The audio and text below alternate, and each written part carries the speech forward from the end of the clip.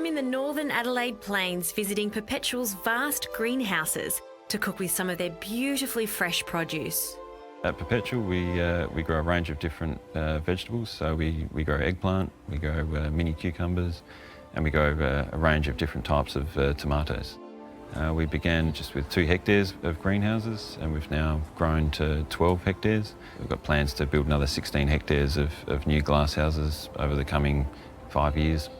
There's new advancements all the time, there's new technology coming in, and that's one of the exciting things I think about the horticulture industry. You know, there's things like robotics which are becoming more mainstream, and I think over the next 10 years we'll see a lot more of that, and that's it's exciting to be a part of that change and that evolution in how we grow food. So Nick, this is the wonderful world of greenhouse tomatoes. What variety do we have here?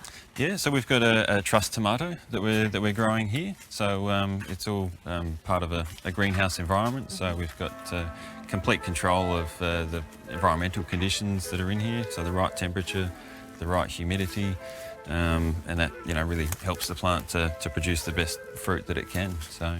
And speaking of fruit, the amount of fruit here is incredible. It looks like little baubles on Christmas trees. Absolutely. Yeah, look, all the different colours. It's different to probably what a lot of people think of when they think of tomato plants and farming and this sort of thing. But it's really the way of the future and how a lot of the produce is being grown these days. I've got a really interesting Sicilian-style eggplant and tomato dish that I would love to cook for you. Right. Will you allow me to take some of these tomatoes back? Absolutely, yeah, we'd love you to cook something with the nice produce. All right, I hope you like it. Yeah. They smell fantastic. Yeah, absolutely. It was so interesting to see how tomatoes grow here in this hothouse. So I'm going to make a really delicious dish showing off these tomatoes and eggplant. They also grow fantastic eggplant. Now, back in the days, they would salt eggplant, but I don't worry about doing that. But what I am doing is taking the skin off. I'm making this eggplant and tomato salsa, so I just want the flesh. So for this recipe, you'll need 1 large eggplant or 2 medium eggplants.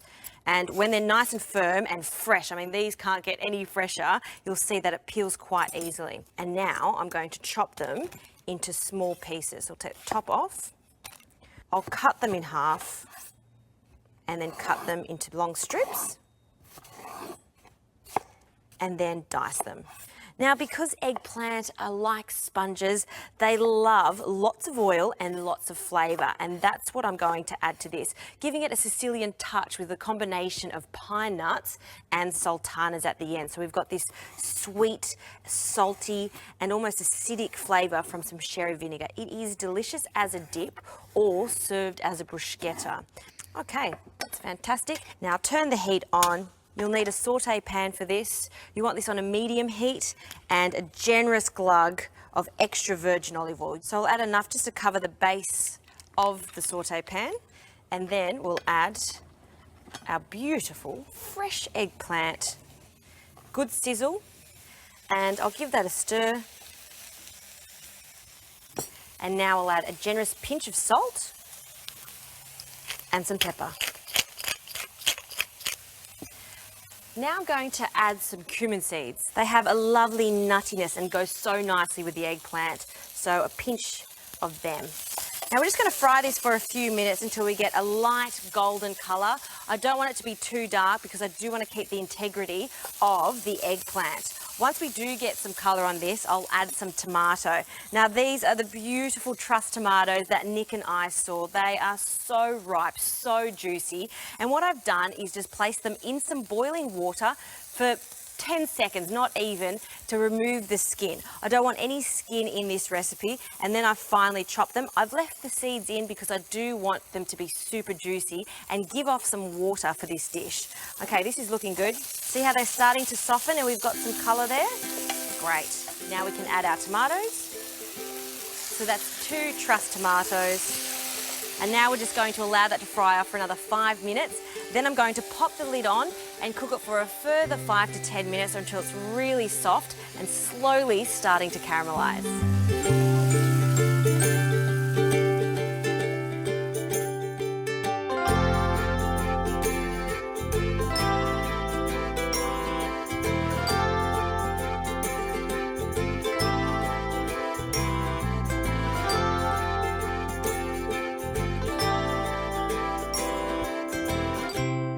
Okay, this has been cooking for 10 minutes. It smells so good. And you can see there's still a little bit of oil there, but that's okay. The tomatoes have flavoured that oil. So it's almost like a tomato oil in here. I love this, but it's not finished yet. We need to impart some sweetness. So some sugar. And we need some acid to balance it all out. So some sherry vinegar, so a splash of that. So that's the sweet and sour component, but also for some extra sweetness, these are just some raisins that I've soaked in some warm water and roughly chopped. And now I'm going to turn the heat off because you can see that that tomato is just completely broken down and have given this a lovely colour. Okay, now for some herbs, a combination of mint and parsley for this, just to freshen it up and a pop of colour. Finally chop it. Great. We'll pop that into our dish. For some crunch, some pine nuts that I've toasted. And then just stir that through. Now this is burrata. Burrata is a Thai cheese, similar to mozzarella, but inside it has cream. So when you break into it, it's all gooey. It is sensational. And I didn't throw away the water. I actually used the water in this dish. So about 1/4 cup of it went in here just to soften the eggplant. Now let's plate up. I'll grab a generous amount of our eggplant salsa.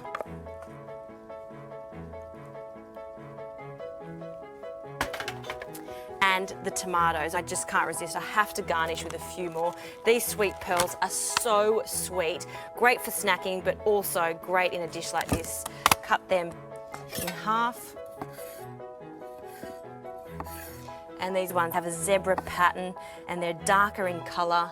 And then, well, these ones, these yellow tomatoes, just like the sunshine. With my tomatoes, I insist on it. I like some salt just to bring out their gorgeous sweetness. So salt over the top of them, give them a stir, and then we'll pop them on top.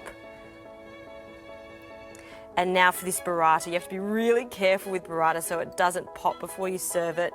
We'll place that on top, let it rest. And because this is still warm, you can see the burrata automatically starting to burst and that delicious cream coming out of the sides. This is heaven for me. I love that combination when it's mixed with the oil and the eggplants and the pine nuts, so good. Last thing I want to add is just some of this tomato oil, just drizzled over the top. And we need to season the burrata, so a small pinch of salt.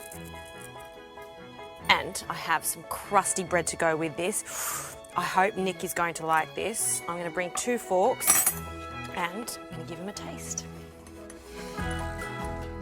Nick, I hope you're hungry. I am, yeah. What have you made? So this is the eggplant with sherry vinegar. It's got sultanas in it, pine nuts, all of your beautiful tomatoes, and lots of olive oil. Fantastic. It looks great. So okay. Please have a taste. And then this on top is a burrata, which loves tomatoes, just like buffalo mozzarella. But when you break into it, just like this, you'll see this delicious creamy cheese come out of it. So like mix it in with the eggplant. Lovely. And grab a tomato with it. That's beautiful.